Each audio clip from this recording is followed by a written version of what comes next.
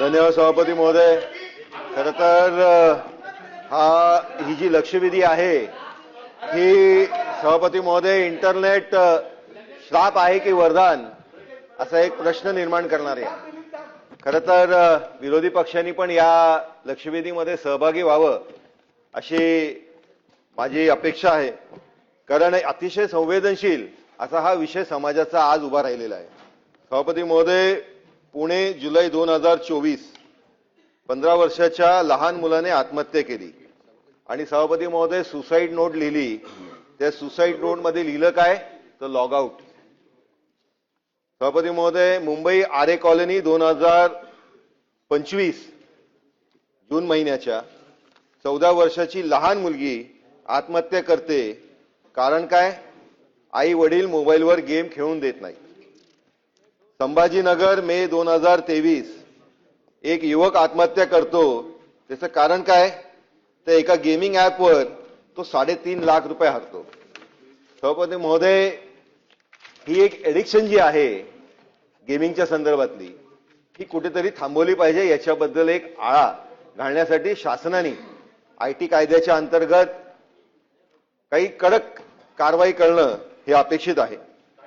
उत्तरामध्ये task force आपण गठीत केलेली आहे. टास्क फोर्समध्ये काय काय त्या टास्क फोर्सनी अभ्यास करण्याचे जे हेड्स दिले त्या दृष्टिकोनाने निश्चितपणे शासन कारवाई करेल.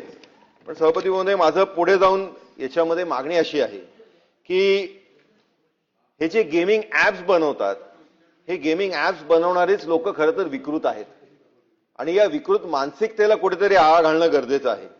हे या मुलांना गेमिंग ऍप्सच्या माध्यमाने आत्महत्या करण्यासाठी त्या तिकडे प्रवृत्त करतात आणि त्याच्यामुळे या लोकांवरती आपण गुन्हा नोंदवून याच्यामध्ये आपण कडक सेक्शन्स घालून कारवाई करणं ही सभापती महोदय अपेक्षित आहे.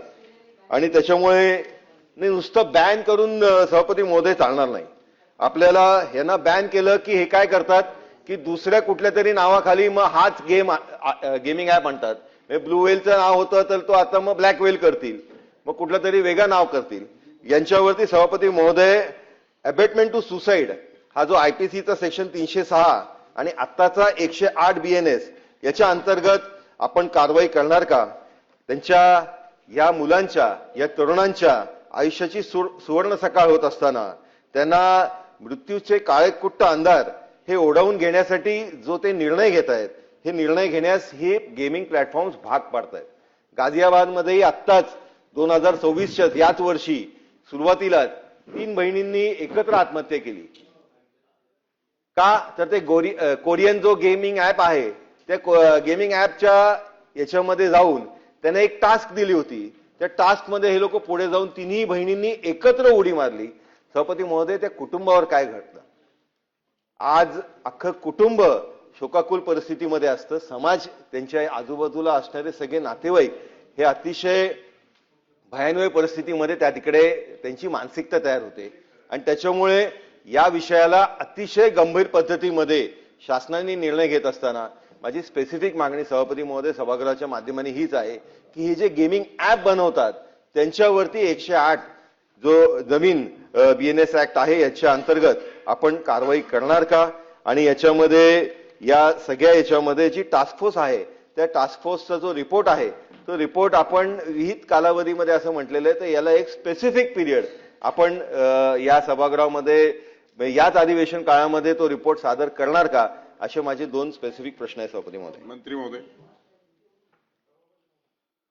सभापती महोदय, सन्माननीय सदस्य निरंजन डावखरे आणि सन्माननीय अन्य सदस्य आणि आपण दुसरी लक्षवेधी 6 ती याच्यावर क्लब केले ते सन्माननीय सदस्य संजय किणेकर यांनी जो उपस्थित केलेला प्रश्न अतिशय गंभीर प्रश्न आणि मला असं वाटतं की आपण हा सदनात प्रश्न उपस्थित करून खऱ्या अर्थाने जे भूमिका मांडली ती खऱ्या अर्थाने सगळ्यांची चिंतेची बाब आहे. सभापती महोदय, उत्तरामध्ये आम्ही स्पष्टच म्हटलंय की या सगळ्या गोष्टीवर सरकार गंभीर आहे. नंबर 1. नंबर 2, आपल्याला ही समजून घ्यायला लागेल की या सगळ्या बाबतीमध्ये इन्फॉर्मेशन टेक्नॉलॉजी IT हा विषय जो आहे आपल्या भारताच्या संविधानामध्ये रेसिड्युअरी सब्जेक्ट म्हणजे जो कंकरंट नाही, जो केंद्र सरकारचा नाही, जो राज्य सरकारचा नाही आणि चौथ्या कॅटेगरीमध्ये असा रेसिड्युअरी मधल्या त्याचा भाग असल्यामुळे the parliament has exclusive power to make the laws on matters not listed in union, state and concurrent list. म्हणून रेसिड्युअरी पॉवरमध्ये असल्यामुळे या विषयामध्ये भारताच्या संविधानात आणि केंद्र सरकारला कायदा करण्याचा अधिकार आहे. सभापती महोदय, म्हणून आपण इथे शांत बसणार आहोत का? तर नाही. आपण केंद्र सरकारला, कायद्याला, राज्य सरकारच्या सूचना देणं आवश्यक आहे का? तर विषयाचं गांभीर्य बघता, कारण आपण या ठिकाणी सन्माननीय सदस्यांनी जुलै 2025ला पुण्याची घटना, जून 2025ला आरे येथली घटना, मे 2023 मधल्या घटना, गाझियाबादची घटना, या सगळ्या घटना सांगितल्या आणि आपल्याला याची कल्पना आहे. आणि आपण हे मानतोच की ज्या पद्धतीने अल्पवयीन मुलांमध्ये समाज माध्यमांचा एक वापर वाढला आहे. सभापती महोदय, आपल्याला समजून घ्यायला लागेल की दोन पैलू आहेत त्याचे. एक समाज माध्यम म्हणजे ऑन स्क्रीन वेळ जाणं आणि दुसरं जो मुद्दा उपस्थित केलाय तो गेमिंग.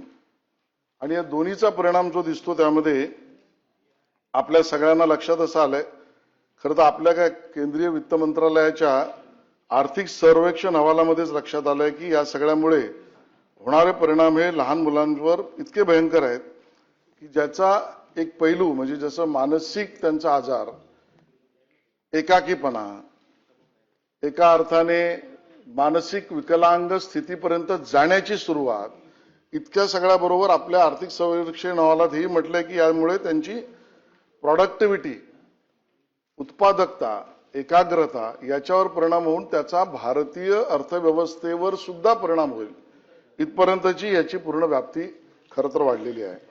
आणि म्हणून या सगळ्या विषयाचं गांभीर्य बघून तातडीने ज्यावेळेला भारतीय सर्वेक्षण अहवाल आला, बरोबरीने या संदर्भामधल्या विविध संस्था म्हणजे वर्ल्ड हेल्थ ऑर्गनायझेशन असेल, या सगळ्या संस्थांचा असलेला रिपोर्ट बघता आपण एक टास्क फोर्स 2 फेब्रुवारी 2026ला स्थापन केला. आणि टास्क फोर्समध्ये आपण सर्व स्टेक होल्डर्स म्हणजे मानसोपचार तज्ज्ञांपासून, IT एक्सपर्ट्स पासून, खाजगी व्यवसायापासून, पोलीस यंत्रणांपासून या विषयातल्या तज्ज्ञांचं एक टास्क फोर्स करण्याचं आपण ठरवलं. आणि त्याच्यामध्ये अल्पवयीन मुलांमधील समाज माध्यमाचे वापराचे स्वरूप व प्रमाण, मानसिक, शारीरिक व शैक्षणिक परिणाम, डिजिटल जाहिराती व ऑनलाईन प्लॅटफॉर्मचा प्रभाव, राष्ट्रीय व आंतरराष्ट्रीय नियामक चौकटीचा अभ्यास, आवश्यक कायदेशीर, तांत्रिक व प्रशासकीय उपाययोजना या सगळ्याचा विचार करून एक टास्क फोर्स आपण स्थापन केलंय की जे टास्क फोर्स आपल्याला अहवाल देईल अशा पद्धतीचा निर्णय आपण घेतलेला आहे.